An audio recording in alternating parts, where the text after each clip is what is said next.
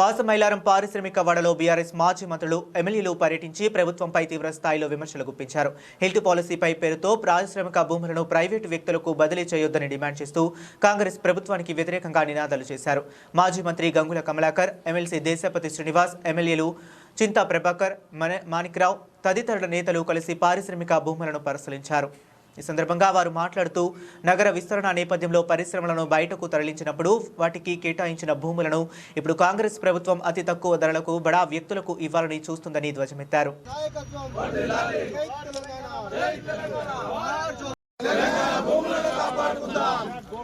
పోరాడుదాం కాంగ్రెస్ ప్రజా వ్యతిరేక విధానాలకు వ్యతిరేకంగా, పోరాడుదాం రేవంత్ ప్రజా వ్యతిరేక విధానాలకు,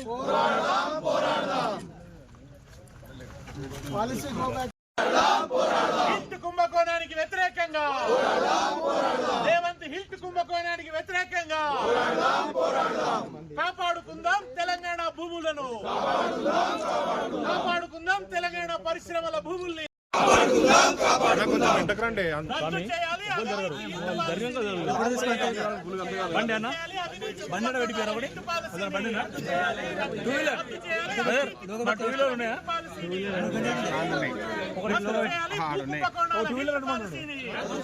Please like and share, subscribe to BCN Telugu News.